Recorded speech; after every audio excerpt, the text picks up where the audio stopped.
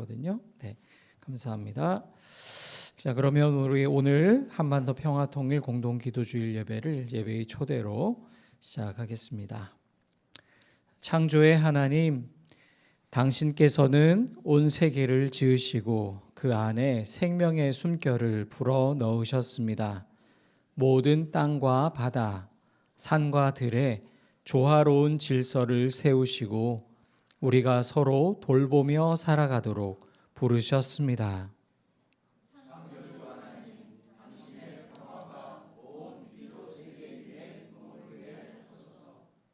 성령 하나님, 당신은 우리를 불러 한 몸된 공동체를 이루게 하셨고 서로의 고통에 응답하며 살아가게 하셨습니다. 당신의 사랑은 인간이 만든 모든 장벽을 넘어 우리를 하나로 묶으십니다. 이 땅과 온 세계 위에 새로 피어나는 평화의 싹을 돌보게 하소서.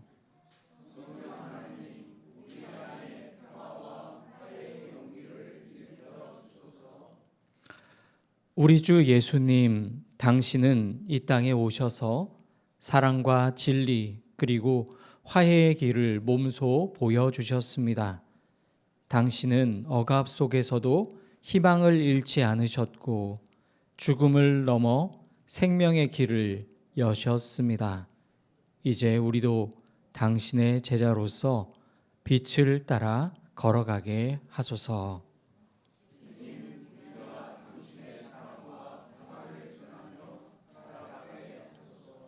하나님, 오늘 이 예배에 모인 우리는 한반도와 온 세계가 겪는 분단과 상처, 불안과 아픔을 당신 앞에 내려놓습니다. 그러나 우리는 절망하지 않습니다. 작은 희망의 씨앗이 다시 돋아나고 평화의 새 길이 열릴 것을 믿습니다.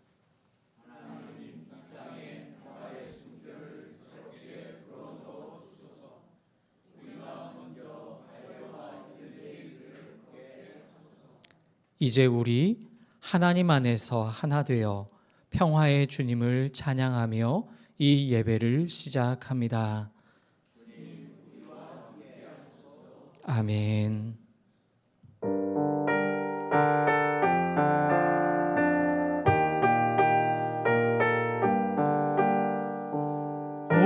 오소서 오소서 평화의 임금 우리가 한 몸 이루게 하소서.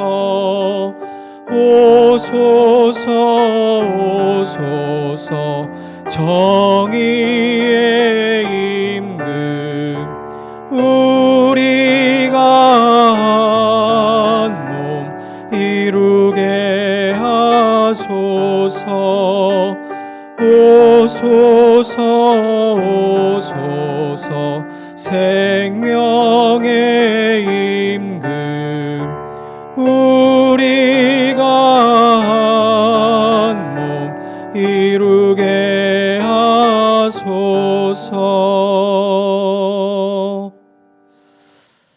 하나님, 우리와 늘 함께 해 주십시오.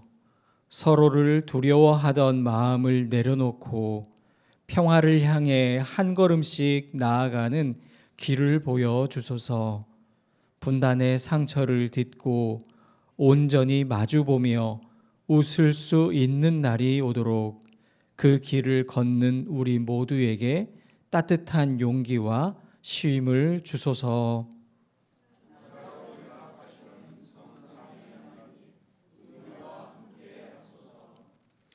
용서의 하나님, 우리는 자주 당신의 길을 잊고 살아갑니다.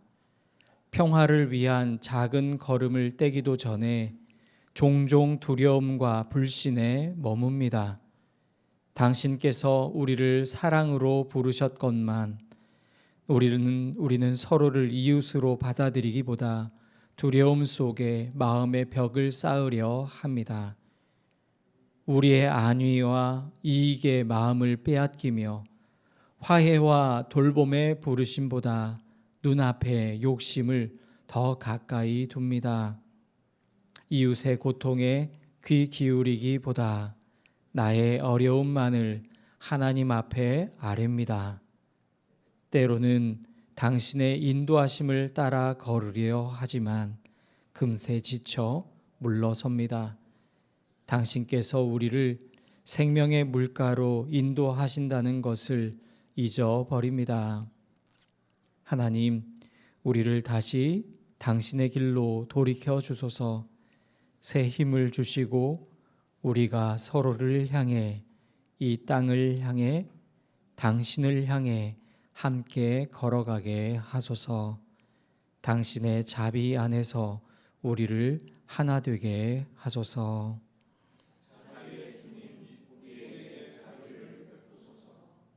사랑하는 여러분, 하나님께서 우리에게 들려주신 복된 소식을 믿으십시오. 예수 그리스도 안에서 우리는 이미 용서받았습니다.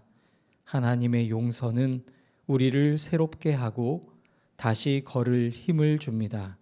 이제 이 기쁨과 화해의 소식을 서로에게 건네며 살아갑시다. 가까이 있는 이웃에게, 멀리 있는 이웃에게 하나님의 사랑과 평화를 전하며 살아갑시다.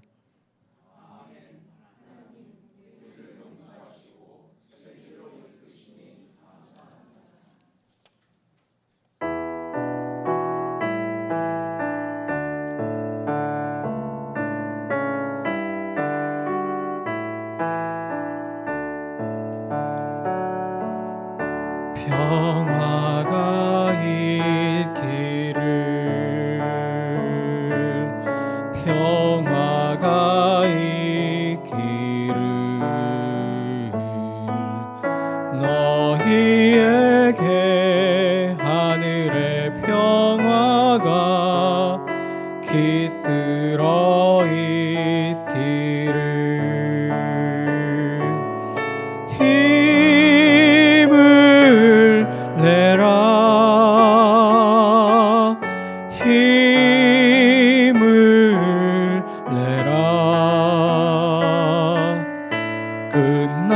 끝날까지 내 평화가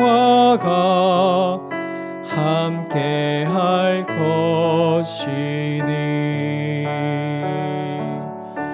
너희들 가운데 깃든 평화는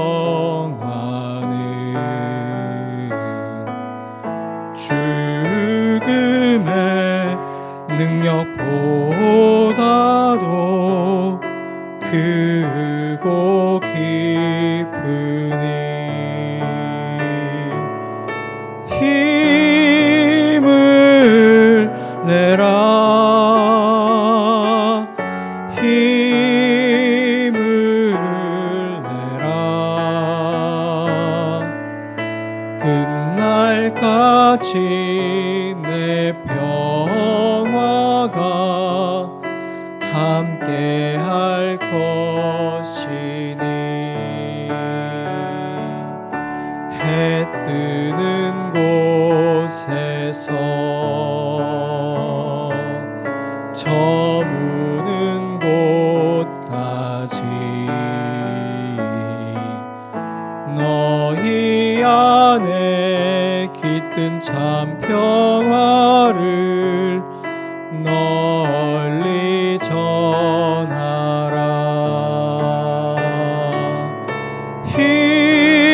힘을 내라, 힘을 내라. 끝날까지 내 평화가 함께 할 것이니.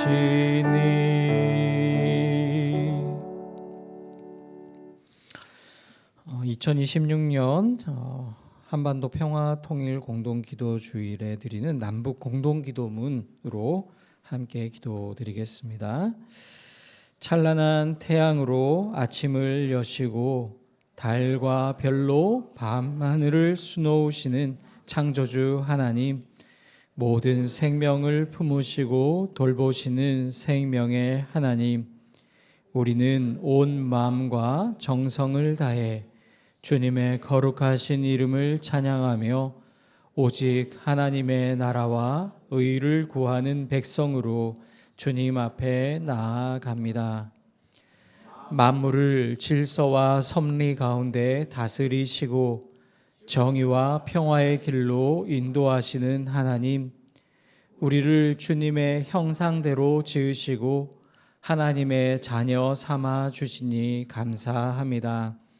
그러나 하나님, 주님께서 선하고 아름답게 창조하신 이 세상이 전쟁과 폭력, 탐욕과 증오로 신음하는 현실을 외면하지 말아 주십시오. 특별히 분단 81년의 상처를 안고 살아가는 한반도를 긍휼히 여겨 주십시오. 제국주의의 폭력으로 분단된 이 땅은 오랜 세월 서로를 향한 불신과 적대를 키워왔습니다. 이제 전쟁을 끝내고 평화협정을 이루게 하시며 서로의 국호와 체제를 존중하는 가운데 적대를 종식하고 평화적 공존의 길로 나아가게 하소서. 화해와 정의로운 평화의 은총으로 한반도를 새롭게 하시고 이 땅의 평화가 아시아와 세계를 향한 희망의 증언이 되게 하옵소서. 한반도의 평화를 위해 기도하는 우리가 세계의 고통을 외면하지 않게 하소서. 팔레스타인에서는 오늘도 살육과 학살이 이어지고 우크라이나에서는 끝나지 않는 전쟁이 사람들의 삶을 무너뜨리고 있습니다. 미얀마와 아프리카 여러 나라에서는 쿠데타와 폭력, 억압으로 인간의 존엄이 짓밟히고 있습니다. 또한 전쟁만이 아니라 탐욕과 자본, 차별과 혐오의 폭력으로 탄식하는 모든 이웃을 기억하여 주시고 우리가 그들과 함께 아파하며 연대하는 교회가 되게 하옵소서. 하나님, 우리는 절망보다 희망을, 폭력보다 평화를 약속하시는 주님을 믿습니다. 죽음을 이기시고 부활하신 예수 그리스도께서 평화를 너희에게 준다 말씀하셨듯이 오늘도 성령께서 우리를 새롭게 하시고 두려움을 넘어 정의와 화해를 향해 나아가게 하옵소서. 하나님의 자녀된 우리가 서로 연대하며 평화를 향한 걸음을 멈추지 않게 하시고 가난한 이들과 연약한 이들, 억울하게 갇힌 이들, 차별받는 소수자들의 이웃이 되게 하옵소서. 우리가 서 있는 삶의 자리에서 정의를 실천하고 평화를 일구며 하나님의 사랑을 증언하게 하옵소서. 탐욕으로 전쟁과 폭력을 부추기는 모든 세력에 맞서 하나님의 정의를 담대히 증언하게 하시고 우리의 삶을 통하여 하나님의 정의와 평화가 이 땅 가운데 드러나게 하옵소서. 갈라진 담을 허무시고 원수된 것을 화해하게 하시는 주님, 우리를 정의로운 평화의 길로 인도하여 주소서. 평화의 주님 예수 그리스도의 이름으로 기도드립니다. 아멘. 우리 기도를 들어주시고 주님의 평화를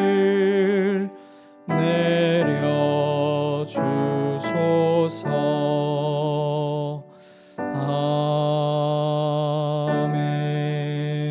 아멘. 오늘 함께 읽고 듣고 생각하며 나눌 하나님의 말씀은 이사야 32장 15절에서 18절 말씀입니다. 이사야 32장 15절에서 18절 말씀 우리 함께 읽겠습니다. 그러나 주님께서 저 높은 곳에서부터 다시 우리에게 영을 보내주시면 황무지는 기름진 땅이 되고 광야는 온갖 곡식을 풍성하게 내는 곡창지대가 될 것이다. 그때에는 광야에 공평이 자리 잡고 기름진 땅에 의가 머물 것이다. 의의 열매는 평화요 의의 결실은 영원한 평안과 안전이다. 나의 백성은 평화로운 집에서 살며 안전한 거처 평온히 쉴 수 있는 곳에서 살 것이다. 이것은 주님의 말씀입니다. 주님 감사합니다. 이 말씀 따라 사는 동안 지치지 않게 하시고 이 말씀 따라 사는 동안 주님 나라 이루소서. 하나님의 말씀을 가진 사람들이, 하나님의 말씀을 품은 사람들이 이 세상에서 또 이 땅에서 어떻게 살아야 할지를 우리에게 알려주시는 주님, 오늘도 그 기대하는 마음으로 주님의 말씀 앞에 저희들이 있습니다. 성령께서 우리 가운데 함께 하시어 주의 말씀 속에 담겨있는 하나님의 뜻을 알게 하시고 그 뜻에 따라 살아가는 예수님의 사람들 우리 모두가 되게 하소서. 예수님의 이름으로 기도드립니다. 아멘. 우리 앞뒤 좌우에 계신 분들과 사랑과 평화 인사를 나누기 원합니다. 주님의 사랑과 평화가 여러분과 함께 하시기를 빕니다. 주님의 사랑과 평화를 빕니다. 네, 반갑습니다. 어제가 광복절 81주년 광복절이었습니다. 광복이라는 단어가 빛광자의 회복할 복자이죠. 빛을 회복하다, 다시 되찾다, 빛을 다시 되찾는 것, 빼앗겼던 빛, 우리의 주권을 다시 되찾은 날이 광복절입니다. 그렇다면 우리는 광복절 이후에 정말 빛을 되찾은 것일까요? 여러분, 1945년 8월 15일에 이제 일본 제국의 압제에서 벗어나기는 했습니다. 이른바 해방을 맞이했지요. 그런데 아시는 것처럼 38선을 중심으로 해서 북쪽에는 소련의 군대가 내려오고 남쪽에는 미군이 들어오면서 남과 북으로 나눠지게 됩니다. 공산주의 진영과 자본주의 진영의 대립이 이제 그때 본격화되던 시기이죠. 그리고 한반도는 바로 우리의 의지와는 어쩌면 전혀 관계없이 상관없이 동서냉전의 그 최전선이 되어 버립니다. 한반도 전체가 자유를 누리고 해방을 함께 얻어야 어쩌면 온전한 광복이라 할 수 있을 터인데, 해방 이후에 81년이 지난 오늘까지도 여전히 우리는 그 분단 상태가 지속되고 있는 것이지요. 어쩌면 여전히 우리는 참 광복을 누리고 있지 못한 것, 이것이 오늘 우리의 엄연한 현실입니다. 오늘 우리는 한반도 평화통일 공동기도주일 예배를 드립니다.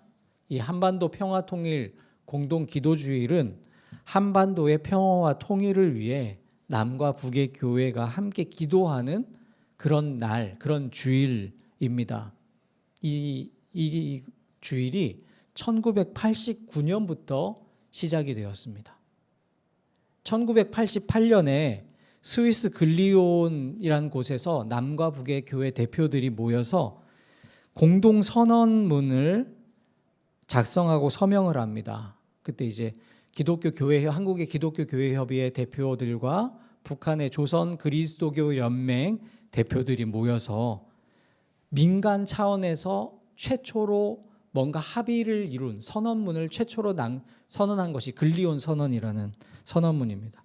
이 글리온 선언에서 여러 가지 항목들의 협의를 했는데 그중에 두 번째인가요? 제가 기억하는 두 번째로 결정한 것이 8월 15일 직전주의를 공동기도주일로 하자, 이것을 결정했습니다. 그래서 그 다음해인 1989년 광복절부터 남북교회가 함께 작성한 공동기도문으로 예배를 드리기 시작했습니다. 어쩌면 지금 제가 담담하게 얘기하지만 아주 굉장한 역사적인 사건이었습니다. 그리고 2013년에는 세계교회협의회 총회가 부산에서 열립니다. 부산 총회가 열렸는데요. 그때 이 부산 총회에서 전 세계 교회가 함께 이 한반도 평화통일 공동기도주의를 지키기로 그렇게 결의를 합니다. 그러니까 그 전에는 남과 북, 남북 교회만 우리 한반도에서만 지켰는데 이게 전 세계 교회로 확장이 됩니다. 공동기도문을 각국의 언어로 번역을 해서 전 세계 교회에게 다 나눠주고 그 즈음에는 전 세계 교회 그리스도인들이 함께 한반도의 평화 통일을 위해서 우리 함께 기도합시다라는 아주 정말 감동적인 결정이 이때 이루어졌던 것이지요. 그렇게 이어지고 있는 것이 바로 공동기도주일입니다. 우리 예수함께 공동체도 매년 8월 15일을 전후로 해서 이 한반도 평화통일 공동기도주의를 지키고 있습니다. 그리고 올해도 이렇게 남북 공동기도문으로 우리가 함께 기도를 드렸죠. 내용이 참 길긴 하지만 천천히 한번 곱씹어보면서 꼭 오늘만이 아니라 우리가 계속 이 기도문으로 평화통일을 기대하는 마음으로 함께 기도하면 좋겠다는 생각도 가지게 됩니다. 그런데 여러분, 사실 이 엄밀하게 말하면 오늘 우리가 드린 이 기도문, 남북 공동기도문이라고 제목은 있지만 사실은 공동기도문이 아닙니다. 이게 무슨 말이야? 놀라실 텐데요. 남측이 작성한 공동기도문입니다. 처음 공동기도문을 만들었던 1989년부터 2019년까지 31년 동안 이 남과 북의 교회가 서로 연락을 주고받으면서 공동기도문을 만들어서 그렇게 발표를 했습니다. 그래서 진짜 공동기도문이었습니다. 그 사이에 사실은 관계가 좋을 때도 있지만 굉장히 긴장이 고조되고 갈등이 심화됐던 때도 있었습니다. 굉장히 일촉즉발의 그런 기간들도 있었죠. 그런데 그때에도 공동기도문을 만드는 것을 멈추지는 않았습니다. 계속 이어졌고 공동기도문은 계속 만들어졌습니다. 부활절과 부활절에도, 그러니까 봄에도 부활절에도 광복절에도 이렇게 1년에 2번 만들어졌거든요. 그런데 2020년부터는 중단이 되었습니다. 대화가 끊어진 것이죠.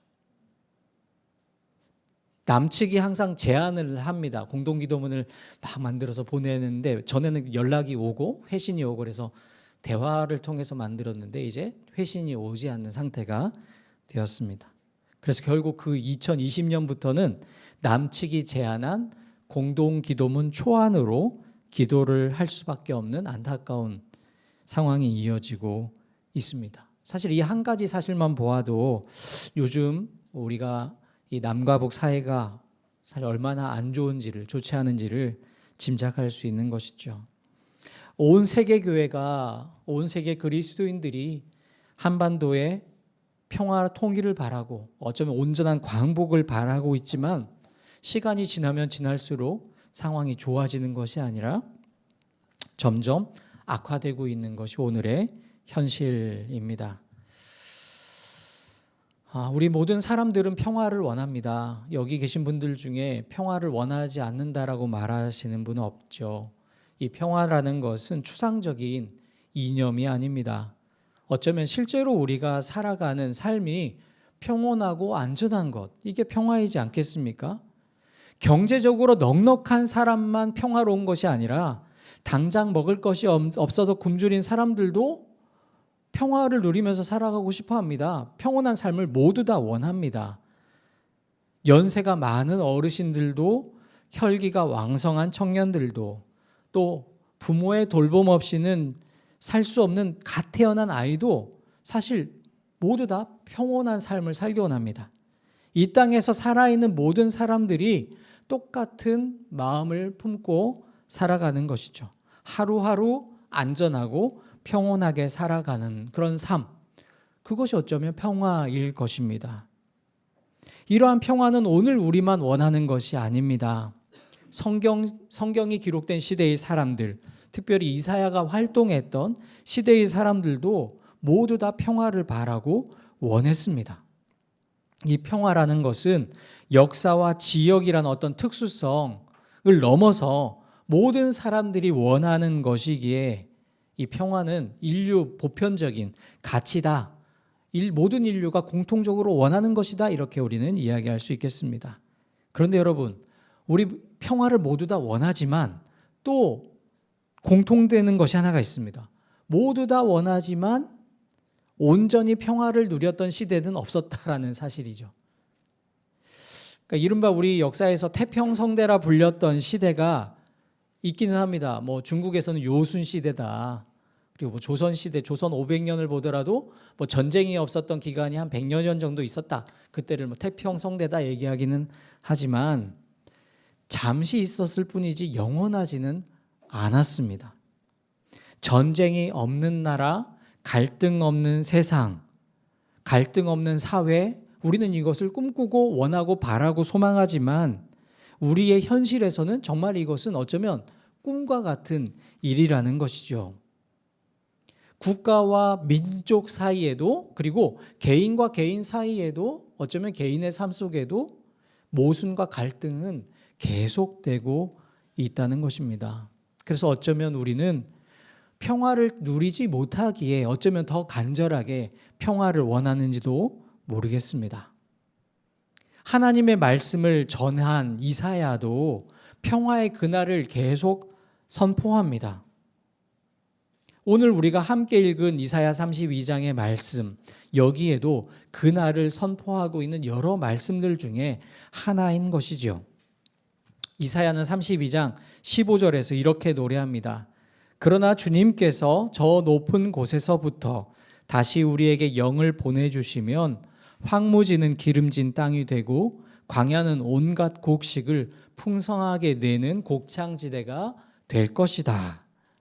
여러분, 황무지가 기름진 땅이 되고 광야가 곡창지대가 된다고 합니다. 기름진 곡창지대, 이것이 모두가 원하는 평화로운 시대의 상징이겠죠.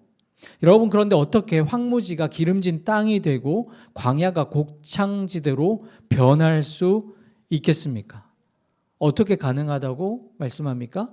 주님께서 우리에게 영을 보내주시면 가능하다라고 말합니다. 하나님의 영으로 가능하다라는 그런 뜻이겠습니다. 여기에 어떤 의미가 담겨 있을까요? 하나님의 영으로 평화가 이루어진다. 참 평화는 아주 귀한 하나님의 특별하고 귀한 선물이다라는 이런 뜻도 있을 것입니다. 또한 여기에는 아마 사람들이 힘을 쓰고 애를 쓴다고 해서 그 결과로 얻어지는 것이 아니다라는 뜻도 담겨 있는 것 아니겠습니까? 여러분 생각해 보십시오. 우리 모두는 평화로운 삶을 원합니다. 그리고 평화를 위해 일을 한다고 합니다. 사람들이 대부분 그렇습니다. 다 누구도 나는 싸우려고 하는 게 아니야. 평화를 위해서 싸우더라도 평화를 위해서 싸운다고 하죠. 네. 그런데 정작 그렇게 말을 하는 사람들이 평화를 깨뜨리는 일을 하고 있는 것입니다. 제가 누가 있을까 생각을 해봤는데 딱 떠오르는 인물이 트럼프라는 인물이었습니다. 트럼프가 노벨 평화상을 받고 싶어 한다는 것은 아마 뭐 저도 알고 있으니까 다 아는 사실이겠죠. 물론 노벨 평화상을 받는다고 해서 이 사람이 정말 평화에 큰 기여를 했다라고 단정 지을 수는 없을 것입니다. 하지만 그래도 세계 평화를 위해 일정 부분 기여를 했다는 공로는 어느 정도 인정받는 사람들에게 주는 것이 노벨 평화상이겠지요. 그렇게 평화상을 원한다는 사람이, 평화를 원한다는 사람이 전 세계 평화를 깨뜨리는 일을 하고 있습니다. 그러면서도 입으로는 여전히 평화를 말합니다. 와, 한 입으로 전쟁과 평화를 동시에 말하고 있는 것이죠. 불가능할 것 같은데 이 일이 실제로 일어나고 있습니다. 트럼프만 그럴까요? 네. 사실은 상대방을 인정하지 않고 우리 주변에서도요, 또 극단적으로 혐오를 하면서 남들을 미워하고 대놓고 그것을 외치면서 든 피켓이나 입으로 말하는 데서는 이게 사랑이라고 네, 이게 평화를 원하는 거라고 말하는 사람들이 있습니다. 이 시대의 종교인들, 정치인들에게서 흔히 볼 수 있는 모습들이죠. 종교인들만 그럴까요? 정치인들만 그럴까요? 어쩌면 우리의 모습도 크게 다르지 않을 수 있다는 생각을 갖게 됩니다. 어쩌면 이것이 우리 인간들이 가지고 있는 모순이 아닌가 생각을 하게 됩니다. 한계이기도 한 것이죠. 그렇기 때문에 우리가 진짜 평화, 참 평화를 이룰 수 있는 것은 사람의 계획이나 사람의 힘과 노력으로는 사실은 되지 않는다라는 것을 계속 보여주는 것 아닌가라는 생각을 갖게 됩니다.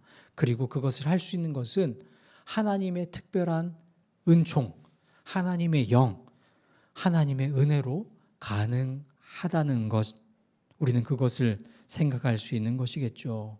그래서 이 참 평화는 하나님의 영으로, 하늘의 영으로 가능하다라고 말씀하시는 듯 생각이 듭니다.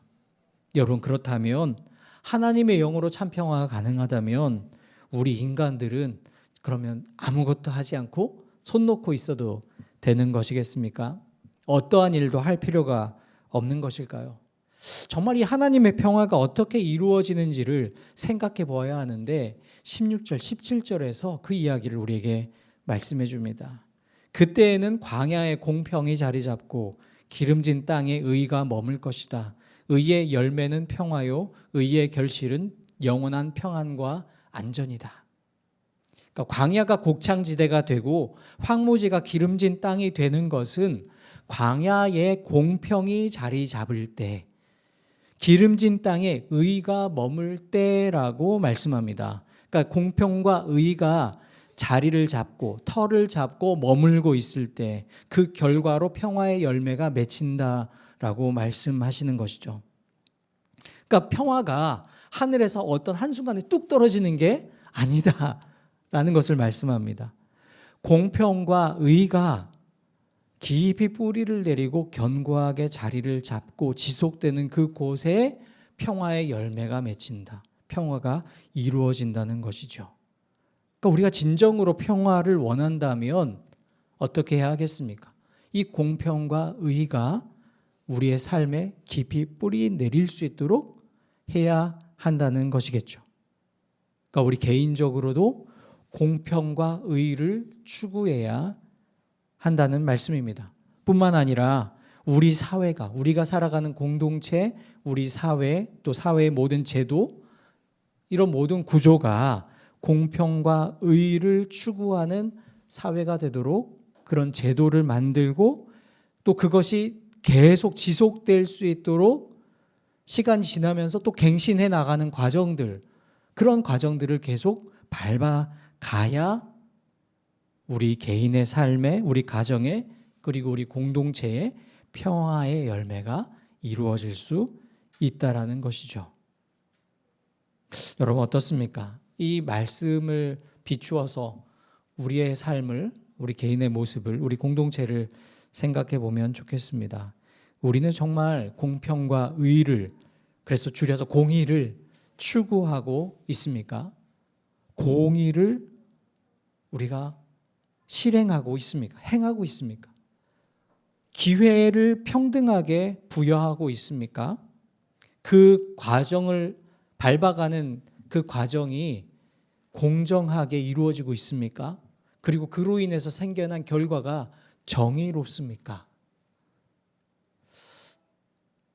이 평등과 공정과 정의, 이것들이 다 연결이 되는 것이겠죠.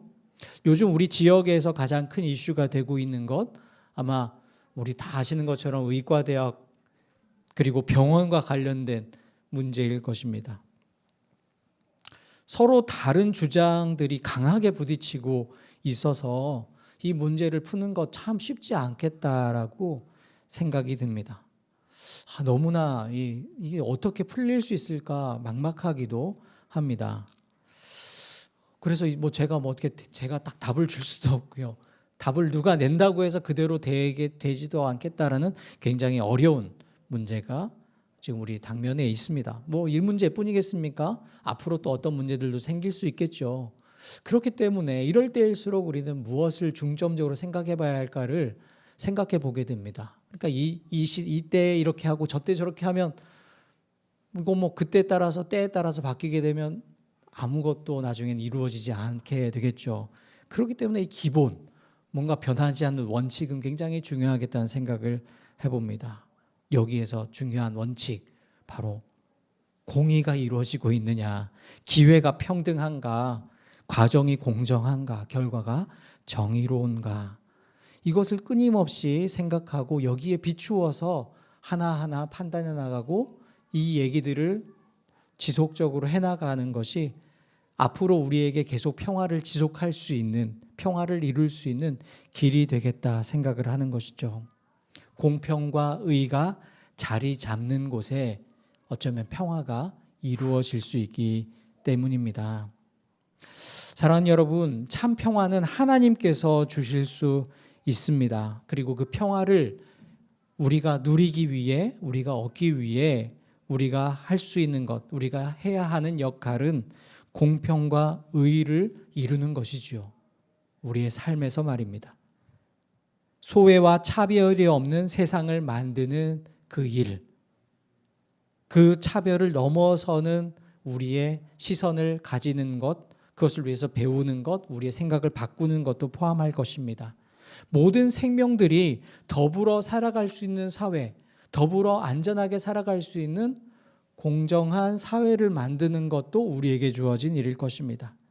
땀 흘려 일한 사람이 그에 따른 정당한 대우를 받는 사회를 만드는 것, 이것도 우리에게 중요한 일이죠. 공정한 조세 정책, 세금 정책도 공정하게 이루어져서 다 불평이 물론 없진 않겠지만 공평을 이룰 수 있는 사회로 만드는 것, 이것도 굉장히 중요할 것입니다.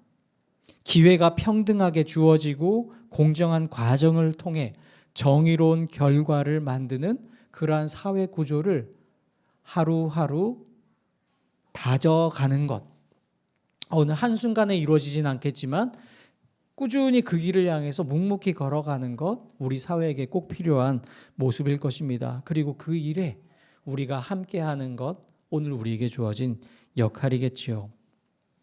사랑하는 교우 여러분, 이 평화로운 세상을 만드는 일, 이것은 한순간에 되는 것이 아니지만 또 우리의 꾸준한 이 삶의 여정을 통해서 하나님께서 우리에게 이루어 주실 줄 믿습니다. 평화로운 세상을 만들기 위해, 그리고 평화를 누리기 위해 오늘 우리에게 오는 평화를 만들어가는, 공평과 정의를 바로 세워가는 예수와 함께 공동체, 우리 모두가 되기를 간절히 소망합니다. 기도드리겠습니다. 하나님, 평화를 간절히 바라지만 참 평화를 누리지 못하는 이 시대 속에서 우리는 여전히 평화를 꿈꾸고 노래하며 평화를 기대하고 바라봅니다. 하나님 주시는 그 평화는 우리의 공평의 삶을 통해, 우리의 의를 통해 이 땅에 열매로 맺히는 것을 다시 한번 말씀을 통해 봅니다. 우리가 살아가는 삶의 현장 속에서 하나님의 뜻을 이뤄가는 사람들 되게 하시고, 그 속에서 우리에게 주시는 하나님의 평화의 열매를 맛보며 살아가는 예수님의 사람들 우리 모두가 되게 하소서. 예수님의 이름으로 기도드립니다. 아멘. 네, 이 시간 봉헌하는 시간입니다. 우리 다 같이 일어나셔서 평화가 있기를 1절 찬송하며 봉헌하겠습니다.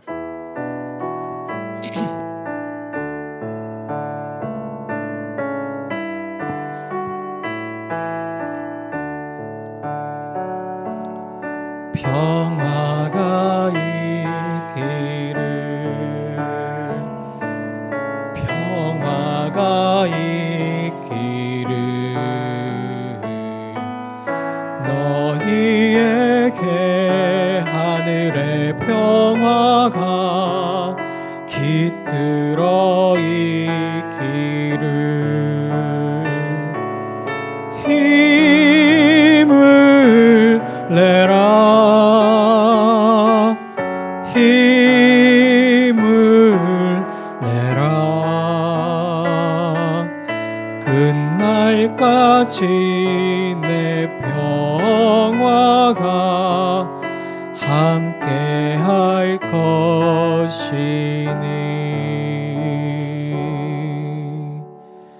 하나님, 우리에게 평화를 주소서. 우리를 평화의 도구로 세워 주소서. 공평과 의를 이 땅에 이루어 모두가 평화를 누리는 세상을 우리에게 이루어 주소서. 하나님 나라를 위해 헌금과 함께 우리의 삶을 주님께 드립니다. 우리의 모든 인생이 하나님의 생명과 평화를 이 땅에 이루는 그 일을 위해 사용되게 하소서. 대립과 분쟁, 갈등이 더욱 깊어가는 시대에 모든 대립을 그치고 평화를 이루게 하옵소서. 흩어져 있는 우리 교우들의 삶과 그들의 가정을 지켜주시고 또 연로하신 부모님들의 몸과 마음을 강건하게 하옵소서. 우리 공동체에서 성장하는 모든 자녀들이 하나님의 꿈과 마음을 품은 이들로 자라가도록 성령 하나님 그들의 삶을 붙잡아 주옵소서. 예수님의 이름으로 봉헌기도 드립니다. 아멘.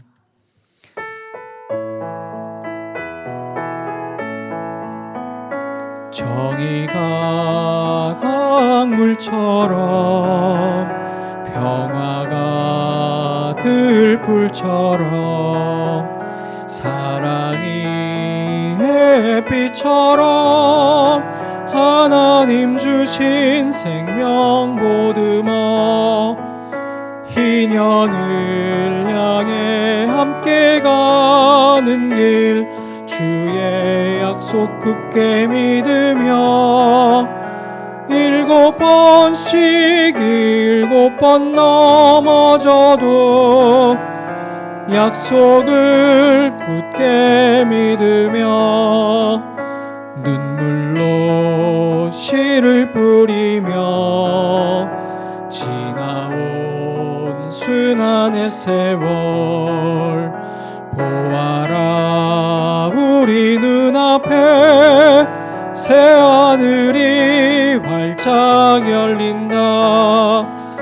희년을 향해 함께 가는 길 주의 약속 굳게 믿으며 7번씩 7번 넘어져도 약속을 굳게 믿으며. 주님께서 여러분에게 복을 주시고 여러분을 지켜주시며 주님께서 여러분을 밝은 얼굴로 대하시고 여러분에게 은혜를 베푸시며 주님께서 여러분을 고이 보시어서 여러분에게 평화 주시기를 빕니다. 아멘. 네, 우리 주님의 사랑과 평화가 여러분의 한 주간의 삶 가운데 함께 하시기를 기도드립니다. 네, 우리 오늘 뭔가 상태가 이상해서 인터넷으로 예배 유튜브 송출이 안 됐는데요. 다음 주에는 그러지 않도록 잘 준비하겠습니다. 한번 양해해 주시면 좋겠습니다. 공동체 소식 함께 나누겠습니다. 오늘 성령 강림절 후 12째 주일이면서 한반도 평화통일 공동기도주일로 우리 함께 지켰습니다. 지난주 전에도 계속 광고 드리고 있지만 유아교육팀 교육 지원을 계속 받고 있습니다. 한 가지 더 말씀을 드릴 것은 여기에는 이제 보조 교사로 우리 청소년들, 대학 청년들도 한번 우리가 좀 초청을 하려고 합니다. 그래서 역할이 큰 건 아닌데 함께 하면서 그리고 그렇게 함께하는 우리 친구들, 청년들, 우리 청소년들에게는 장학금이라기는 그렇고 용돈 정도 준비를 하고 있습니다. 그래서 부담 갖지 않으셔도 되는 것은 교육 내용이나 이런 것들은 다 교재로 준비를 하기 때문에 마음과 시간 정도만 이렇게 준비만 해주시면 된다. 네, 이렇게 이해해 주시면 되겠고요. 다음 주부터 한번 준비 모임을 가지면서 준비를 시작하도록 하겠습니다. 또 계속 광고하고 있는 것처럼 9월부터 주중 모임을 시작하려고 합니다. 우리가 주일만 만나고 해서 또 주중에 또 모임을 원하시는 분들도 있으시고 우리가 전에도 계속 주중 모임을 해왔기 때문에 하는데 여기 신청서도 이렇게 한번 만들어 보았습니다. 뒤에 인쇄물이 있는데요. 여기에 이제 보시면서 작성을 해주셔도 되고 아니면은 카톡으로 저에게 내용을 보내주셔도 됩니다. 카톡으로 보내주셔서 내가 원하는 시간, 날짜 이렇습니다라고 보내주셔도 되겠습니다. 중요한 것은 이제 책이 정가가 19,800원인데요. 여러분 개인 부담금을 15,000원으로 하고 나머지 물론 이제 10% 할인으로 할 수 있지만 할인된 금액과 또 이렇게 어쨌든 여러분 15,000원을 하고 나머지는 공동체에서 부담하는 것으로 해서 진행을 하려고 합니다. 이번 주 중에 신청을 받고 다음 주에 받으실 수 있도록 그렇게 해서 책을 함께 읽으면 좋겠습니다. 그 책 그 내용을 보시면 여기 읽을 범위를 한번 제가 6주 동안 나눠 보았는데요. 챕터별로 이렇게 나눌 수 있습니다. 그래서 이 부분들에서 우리가 이런 얘기를 가지고 함께 이야기하면 좋겠다는 주제들도 한번 선정을 해보았습니다. 여러분들이 그 모임에 함께 하실 수 있는 분은 그렇게 함께 해주시고 혹시 모임에 정말 불가피하게 참여가 어려우신 분들도 그런데 이 책을 함께 읽으면서 우리가 예수님의 삶에 대해서 우리가 늘 뭐 예수님에 대해서 성경을 통해서 알고 있고 배우고 있다고 하지만 이 책을 보면 또 새로운 관점으로 볼 수 있는 책입니다. 이 책을 지은 분은 이렇게 뭐 목사님은 아닌데 이분은 신학도 공부하시고 오랫동안 책 번역을 하신 분이세요. 그러니까 번역을 하시면서 신학도 물론 공부는 하셨는데 목회를 하진 않으신 분인데 여러분이 이 책이 근데 신학적으로 쓰여진 책이 아니라 소설의 형식으로 쓰여진 책이어서 어쩌면 더 쉽게 예수님을 좀 더 가까이 접할 수 있는 기회가 될 거라 생각해서 선정을 해보았습니다. 한번 그래서 꼭 함께 읽어가는 시간이 되었으면 좋겠습니다.